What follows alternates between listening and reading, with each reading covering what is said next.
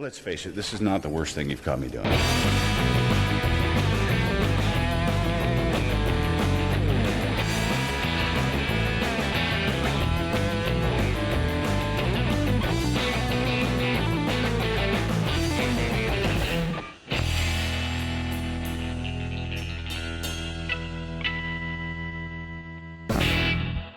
How's the training going? It's going all right. Things are going well. Yeah, I just started serious training now. So I'm 18 weeks out and then ready to go June 21st. So gradually grows the mileage that I do every week. What's the end goal? I know anyone that I talk to say that they're training, that you obviously don't train right to the 42 kilometers. You train to what, 35, 36? It's about right. I think I peak at about week 15, and that's about 32 kilometers. So every week it's 5, then a long run, and then it goes 6 and a long run. And so the long runs get longer to the point where I have to do a half marathon partway through, I think about week 8 or 9. And then it gradually works up to 32 and then tapers off for the last 2 weeks before the marathon. So Any setbacks yet? not yet. No, I mean, I'm running indoors outside the elements. I'm on a treadmill. So when the weather gets better and the snow's gone, I'll be back outside. I'm thinking early end of March, probably. I'll be outside again. That'll be right. It's going to be not, I was going to say debilitating is the wrong word. It's not very encouraging running in the same spot, staring at a wall. Or I guess you could be watching TV or whatever, but it's not the same thing as getting out there and beating on the asphalt. So it's funny. I wake up in the morning on a Saturday and watch an EPL game. So that's my time. So I know 45 minutes, I'm probably going to go, about 8 kilometers, whatever it is, in 45 minutes. So that's about right. So I know how long I can be on the treadmill, and by the time and halftime, I know how far I'm going to go. So it's great. It's easy. It's easy. Nice. So what's the end goal here? Like Boston Marathon, or is that something that's like, It's funny you say that, because I did look up what the qualifying was for my age group. Between 50 to 54, I'm turning 52 this year. Holy smokes. It was 3 hours and 20 minutes I have to run. And the Grandma Marathon I'm going in, is what it's called in Minnesota, is a qualifier for that. But there's no way I'm going to do 3 hours and 20 minutes. I'll be happy to do 4 hours. If I do 4 hours or under, I'll be ecstatic. So will I try and qualify? I'll see how I do in this one. And then I'm doing another half marathon in Toronto in October. So with Kyle. So we'll see how that goes. is he training, or is he just saying, He hasn't yet. I'm in my 20s, I can do it? Well, he's young. He has the benefit of time, and age on his side. So, but he's in good physical condition anyway, right? Like all of his training and stuff that he's doing. So I'll give him a training plan to follow, but whether he follows it or not, he may just throw on some shoes and just show up that day and run, right? So that's what he can do. I can't. Do you think he'll just keep up with the old man, or what? He asked me today, he says, what did you do your half marathon in? He texted me and I said, well, I did 1 hour 55. He texted back, he says, oh, damn, that was good. So I don't know what he thinks he's going to do it in. I think if he really wanted to do it, he could do it in an hour, half hour 40 probably, if he really wanted to. Right. You know what'll end up happening, I think, is he'll go out when he, like his first week of training or whatever, and he'll go, okay, I got to see where I sit with the half marathon, and he'll get to a certain point and go, okay, I need some training. Yeah. But then if he does concentrate on training, he'll just, he'll be gone, right? Like for me, it's, you got to pace yourself the first bit, go slow out of the gate, and then pick up speed. And then for the last 3 or 4 kilometers, go at it as hard as you can. Yeah. Well, I mean, he's what, half your age? He's 22, I think. Oh, so yeah. For some reason, I had him at 24, 25. No, that's Emma. So he's less than half your age. Yeah, I mean, he could go as fast as he wanted to go. Yeah. So yeah. So how's things going with you? Good. Haven't been doing much. Just working. Yeah. This whole Trump stuff is always up in the air with for automotive, right? So. Yeah. So what impact's that going to have on not only you guys but the whole auto industry? What's the scuttlebutt around?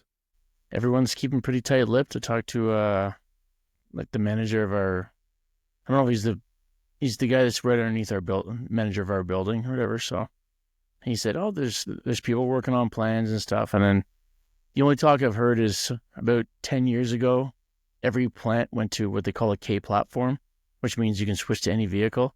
So a couple of guys are thinking that worst comes to worst, we can go to we used to have a system called SBS, so that one group would pack this big container full of all the parts needed for that specific car, all the different options, and then it gets rolled onto a thing right in front of the car. So when the team members would walk by, they would grab their part and put that part on.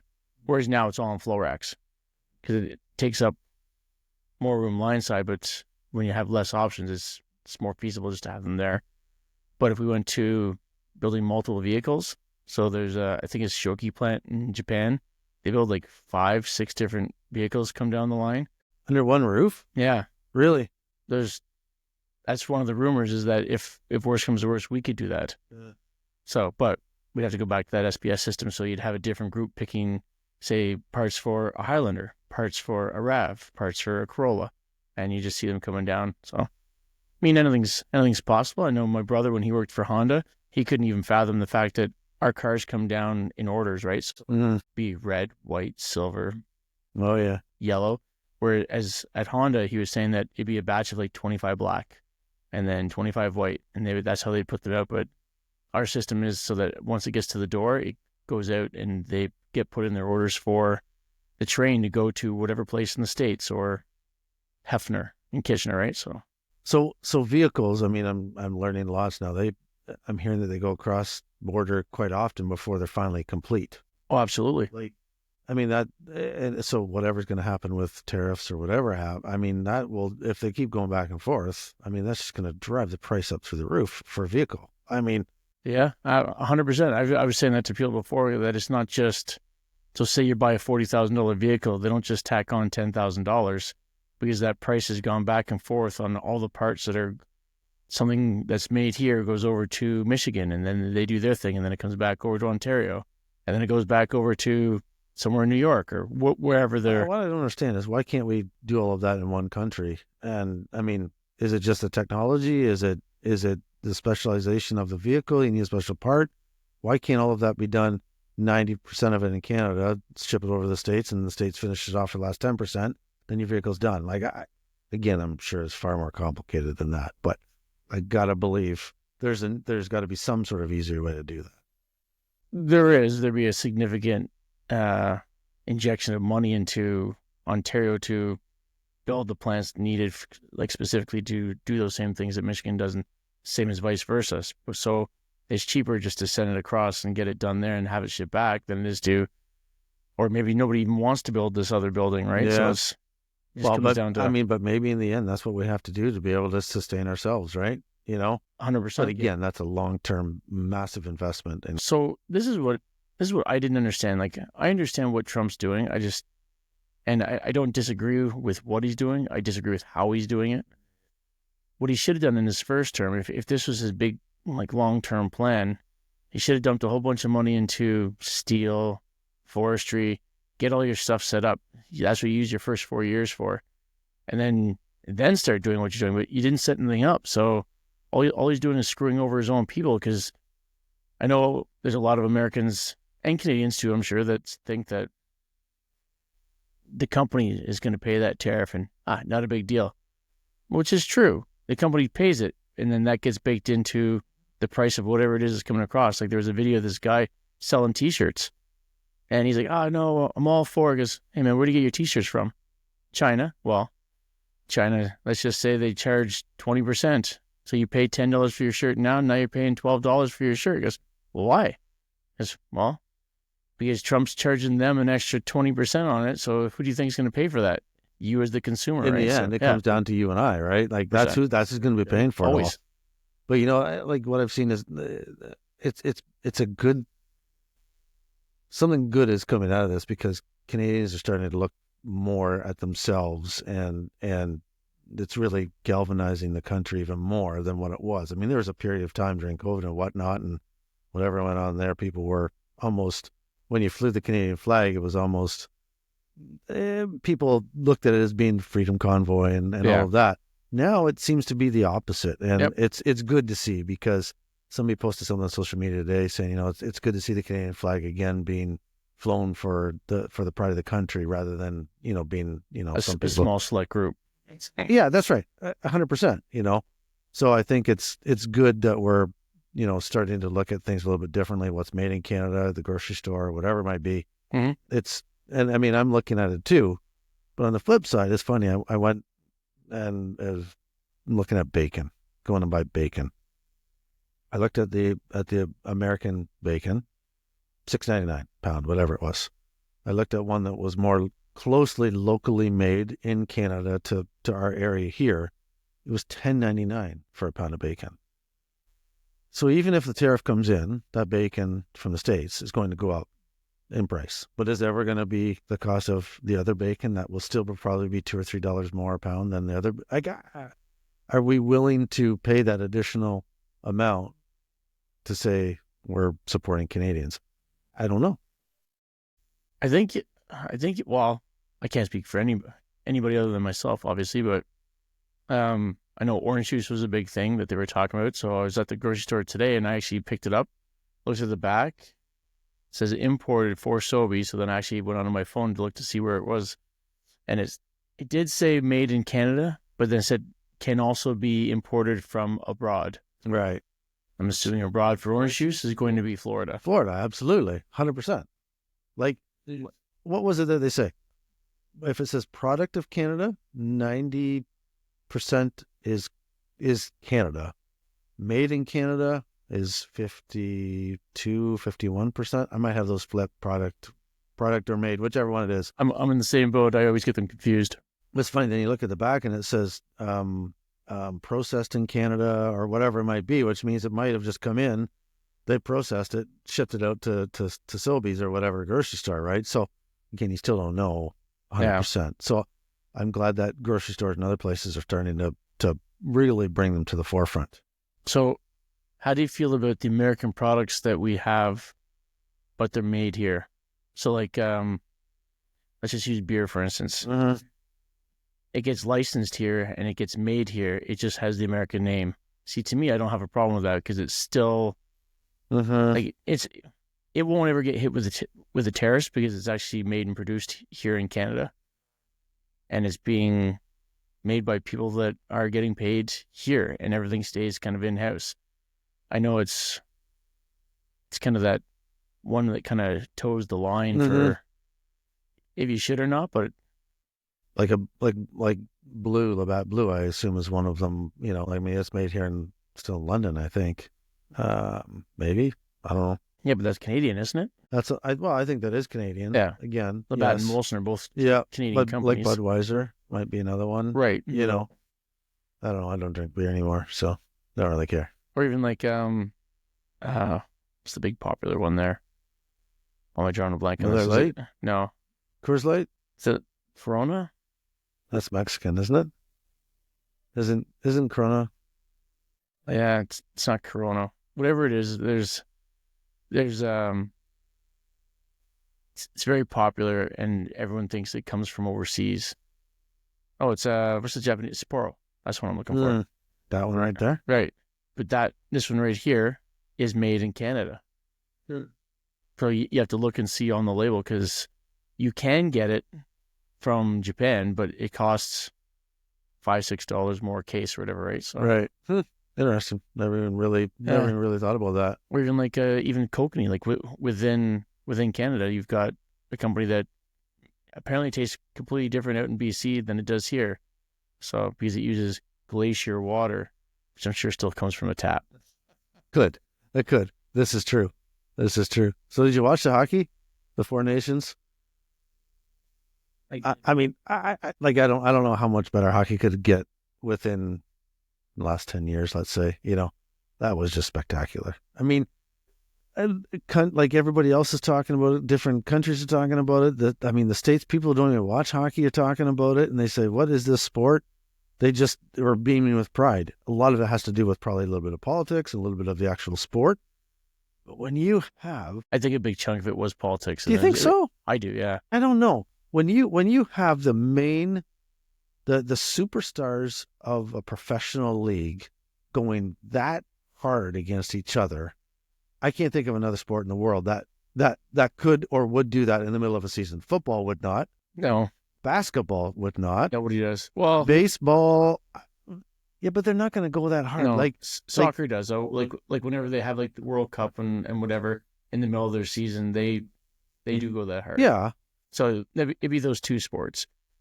But so the only reason why I said I think that it's a large chunk of that is political. Yeah, I'm gonna retract that. I think the whole thing that was political was the booing, and that drew a lot of attention to a lot of things. mm-hmm. I didn't realize that Chantal Kreviazek changed something in there. I thought personally, I wasn't really listening. I was singing along. I'm like, what? Oh, she screwed that up because the one that sang the one in the previous match against Finland, like, I don't know what she was singing, but it did not sound like the Canadian national anthem. Chantal Kreviazek's version wasn't very Wasn't overly great. It wasn't overly great. I mean, certainly I caught the change in the words, but yeah, I'm not sure about booing athletes. You're trying to get across there because the people on the ice or people in the ring, whatever it might be, sport, they don't have anything to do with it. No, but I don't think that it was actually for them. It wasn't against the American people. It wasn't against the players. It was purely for Donald Trump.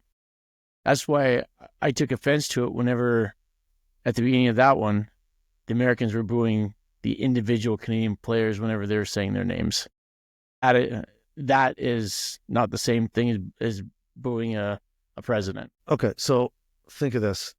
In Montreal, when they had the games early in the tournament, Canadians booed the American national anthem because we were threatened, or we still are threatened. Really, we are. First state, governor, tariffs, all of that sort of stuff, just hogwash.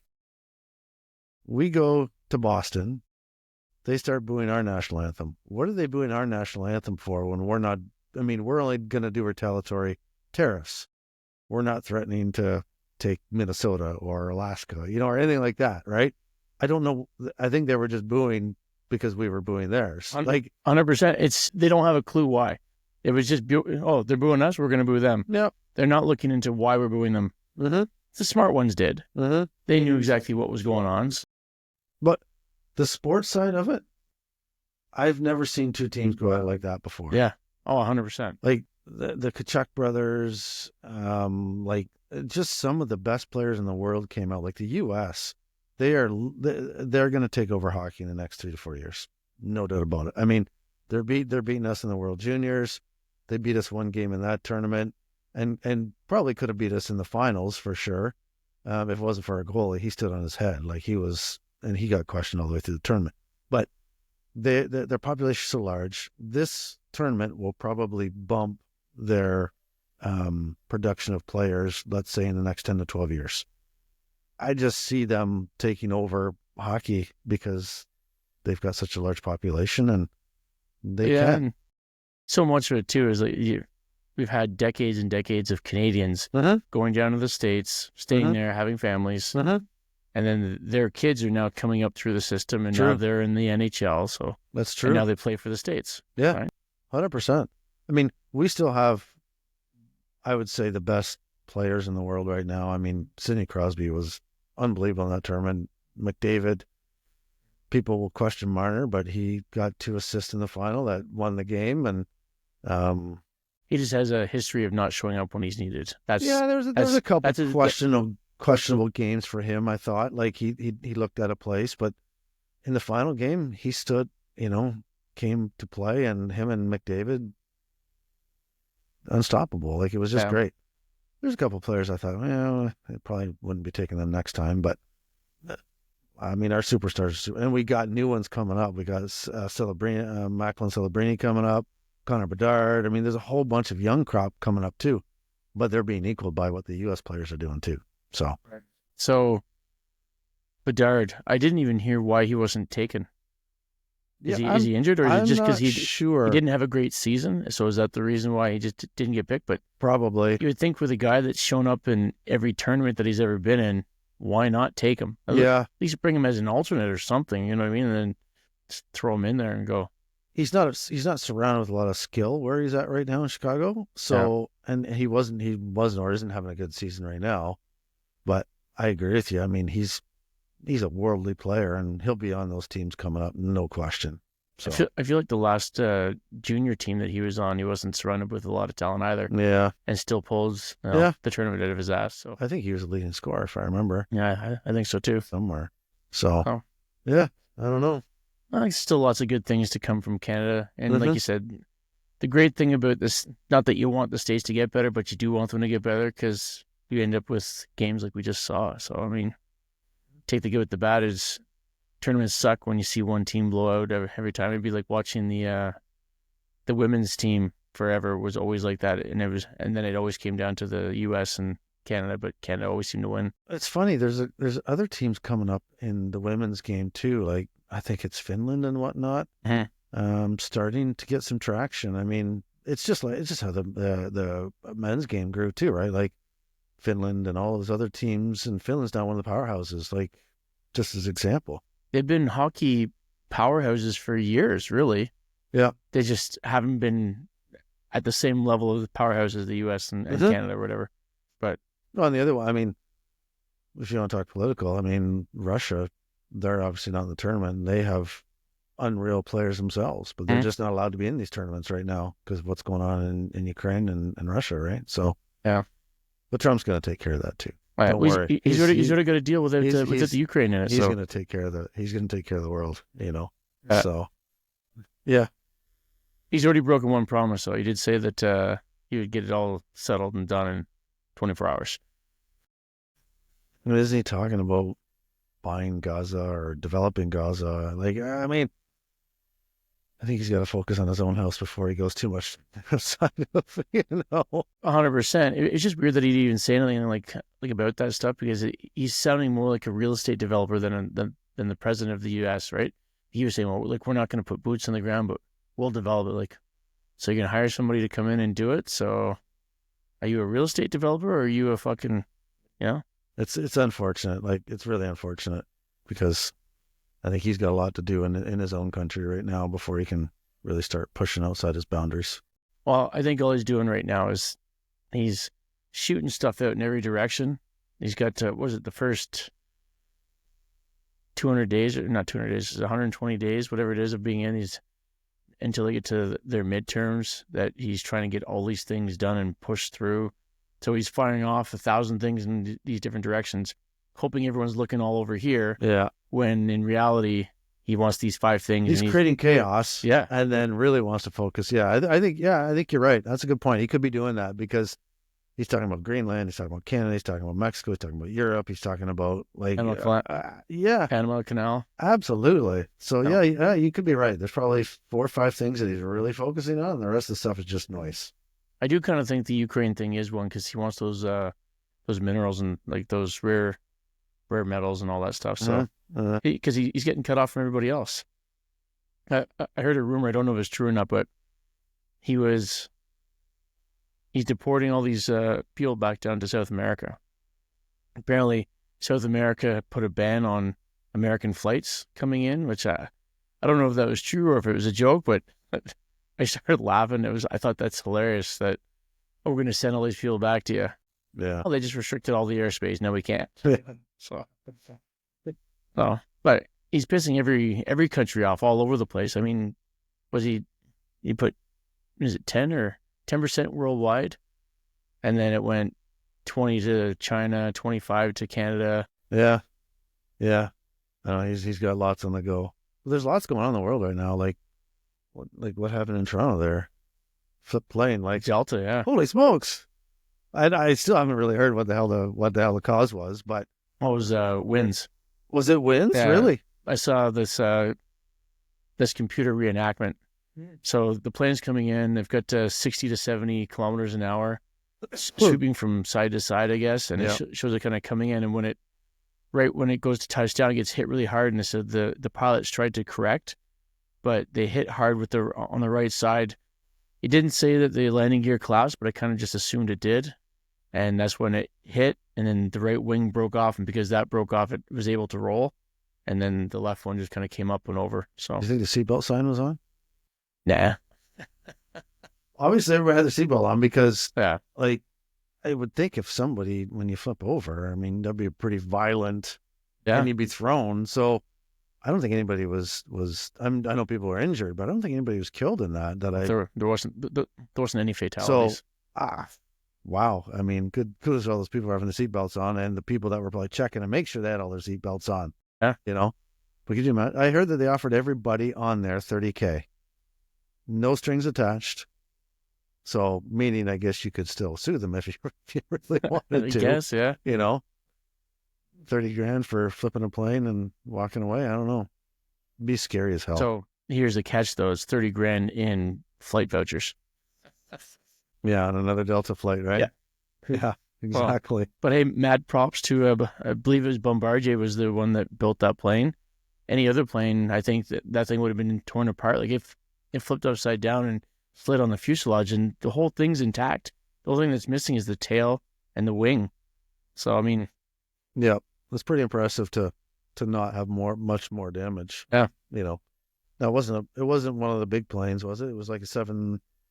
I think it's equal to like a 737. Okay, that's what I was going to say. Yeah, okay. Could be I talking don't know my ass on that one. but yeah. Anyway, we'll fact check it later. We'll figure that out. Definitely wasn't one of the big bad boys, that's Yeah. for sure. Yeah. Oh, and then they had another one in. What state I was did it? hear about this one. What the hell was that one about? I know very little about it. Emergency evacuation. I saw people going down the big slide that comes out the door there, and I don't know what happened. Oh, that's not the one I'm talking about. You're thinking of another one. Yeah, someone at work was saying that there's a mid-air collision between two. So I don't know. Maybe that is the same one that you're talking about. These guys were on the ground, so I don't know. Well, I'm going to assume eventually the other ones were too. Well, yeah, I would say so too. There's a lot going on in the aviation world lately. Yeah. Well, that's what happens when you get rid of all the people. Yeah.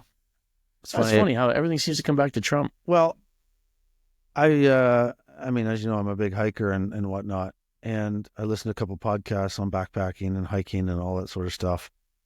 And in the States, at all the national parks, they just laid off, I want to say 100,000 people. And they didn't say what the cause was or why, but I think it's probably part of this trying to save money. You know, I mean, I got to believe 100,000 people lay off towards whatever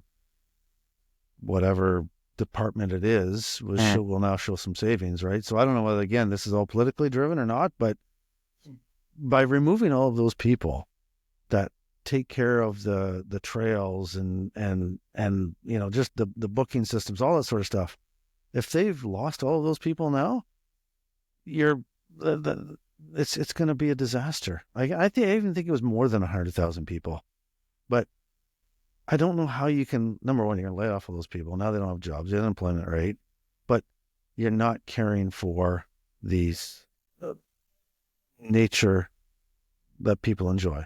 And I think it's going to be a catastrophe in the States, like at all of these parks that are doing that stuff. And it's a shame. It really is a shame, you know? Yeah, it's funny. They're running the States like it's a business. Like Kevin O'Leary was saying that he thinks what he's doing is great because he's a business guy, right? So I guess in their world, it's come in, wipe everything out, and then bring back what you need. Well, I don't think you can do that as a government. What you need to do is slowly scale things back and see what gets affected, Right. and then as opposed to get rid of it all. Ooh, all these things got affected. Now you got to bring everything back. Right. So that's right. Like it will have a detrimental effect, not only just what I was talking about, but whatever other departments. What was the other one he's done? Anyway, there's another one. He's just almost totally wiped it out. not like USAID. Yeah, like something. But that one I kind of understand. But don't you have to analyze it before you make a rash decision? Before just saying 100%. we're you done. should. I mean, if I did that at my work, I said, that's it, not doing it. I mean, or at another big corporation I was at before, Yeah. You'd be fired. Like, you'd be fired. Yeah, but if you're the boss of that corporation and you're doing that, nobody can fire you, I guess, right? I guess, but at the same point, I don't know. It just seems like I like your idea. Scale it back, like little pieces at a time. Okay, we don't need that program anymore. Let's take it away for now. Mhm. Take away another one. And if we think that we need that one, we will make it better and bring it back in a different form, right? But by totally wiping it out, No, like you could easily go in and say, each department has to scale back 5%. If that's 2 employees, that's 2 employees, whatever, right? So Yeah. yeah, I just I don't think they think. Of course, they're all businessmen, right? They're not politicians, so they don't. It's like they don't understand or get. Clearly, there's a lot of things that they don't seem to understand, that they just come in and just do whatever the hell they want. Yep. Super Bowl. We haven't talked about Super Bowl. Yeah. We probably haven't talked about that on this since then. We haven't been on here. So, thoughts on the Super Bowl? It was good. I'm just saying it was good just because the Chiefs lost. So Yeah. not a fan of the not a fan of the Eagles, but I was cheering for them. Actually, I'm trying to blank on his name. Barkley. No, Randy Flanagan. Oh yeah. Okay. Yeah, I texted him while it was on. Go, this is the one only time I'm going to be cheering for the Eagles. Of course, as a Yeah. Dallas fan, you don't want them to win. But I mean, yeah, I was. I mean, I didn't really watch a lot of it. I mean, I came over here a couple times in and out, but then fell asleep on the couch and never made it back. But Woke up, jumped up and Yeah, down, and like- right back to bed. it was great to see. I mean, I don't know. The Chiefs do get a really bad rap. Do they get favoritism? I don't know. I mean, people say they do. I mean, as a Bills fan, I say that they do. But the same point, I mean, it would take a heck of a lot of people to be trying to figure out how to make to screw over the Chiefs in a game, and it's got to come from the top all the way down, right? 100%. Like you can't expect.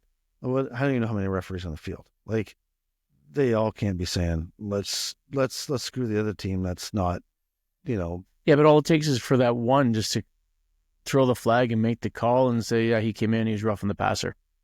But True. but that's the problem with that call. So to me, this is just like that call that was in the NHL when guys would turn and protect the puck. At the last second, they would turn their back to them to protect the puck and turn up against the boards right in the middle of a check. Well, the guy that's given the check, he can't really step out. You know what I mean? But they're being taught that in the juniors. To me, that this is very similar in the fact that it's more so Mahomes than anybody else. He'll run and he'll slide at the last second after the guy's already in motion to hit him. yeah. And then because he went down and then got hit, Mm-hmm. the defender gets hit with a roughing the passer, which is bullshit. Like the one that really got me, and it was obviously the Bills game. The flag where when he was going to get Josh Allen had the ball at his chest and he was trying to get over the line. Well, the referee from your side said that he had made the line. Yeah. The referee on the opposite side Couldn't said see he shit. did not. Yeah. And somehow his perspective made the ball not get the first down, which I'm not sure how you can do that if you don't see the ball. If the player's holding the ball on his chest and over the line, I mean, there's been lots of angles on it, and in the heat of the game, I mean, whether he made it or not, the referee making the call should be the one that actually sees the player with the ball. Yeah, 100%. So, is that just a fluke? I don't know. See, for an instance like that, I think that's when you've got two refs coming up and they're on different lines as they're coming up because they're supposed to be on the line that they're making the call for. Yeah, It should automatically be that the head referee is looking at this going, what the hell, guys? yeah, Hold on a second. Go and look at the monitor. Then that way he can Yeah. determine which linesman Agreed. is actually right. Soccer has VAR. They have a chip in the ball or a line. So does the NFL. They don't monitor it to the line, right? And they have all the other technology. They have like the video camera in the pylon at the end zone, all of that sort of stuff.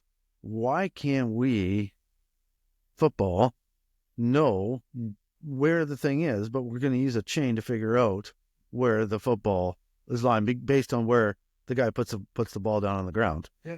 Like, to me, it's the same with hockey. I mean, there should be a chip in the puck, and when the puck goes over the line, Which again, there is a chip in the puck. yeah, but I don't. It's- But it doesn't do it's anything not- for goals. Right. It doesn't do anything Yeah. for that. It's does tracking stats, speed, all of that sort of stuff, right? same as the football. Right. It counts rotations, Yeah. PSI, apparently stuff like that. Like I don't know why, in the world of technology and to have things right, you can't do that. It doesn't make any sense to me. I mean, look at baseball. They're looking at eliminating the umpire behind the plate. Well, to call pitches and strikes and balls. Like, why can't this is such a key fundamental thing in a sport? Fucking make sure that you get it right. once upon a time, I was all on, keep the human element in the game, let the referees call the game. But sometimes when there's a blatant miss, like the hand of God. Yeah. Anyway. See, I've always been on the opposite side of that. I don't think that I know people say, "Oh, you're taking away from the sport when you're taking those choices away from the refs." I'm like, the refs should not be influencing the game at all. They're supposed to be there to tell you, you've done this wrong. Here's your penalty. Mm-hmm. This is offside. So we're coming back out here. There shouldn't be any misses. If the refs are causing that much of a problem, like umping in the baseball, if they're causing that much of a problem, that's not part of the game. That's affecting the game in a negative way because you're no longer leaving this up to the players. Yeah. You're now leaving this up to the refs. The refs have, what, a 25% stake in this game now? Like, Yeah. I just don't get it. Like it. Well, and some referees have been, caught gambling on a game, and mainly basketball is what I can remember. Yeah. In college, they were paying kids off or, stuff like that. Referees were making special call. Like, it was just ridiculous. Like, I don't know. I mean, referees got to be true, even in EPL. Yeah. I mean, I think they've had issues like that. So. Yeah, calls that shouldn't be made, but the one that drives me nuts, and everyone always seems to think it's fair, is if a ref makes a bad call down here, they're all up in arms. They make another bad call down here, well, we're even.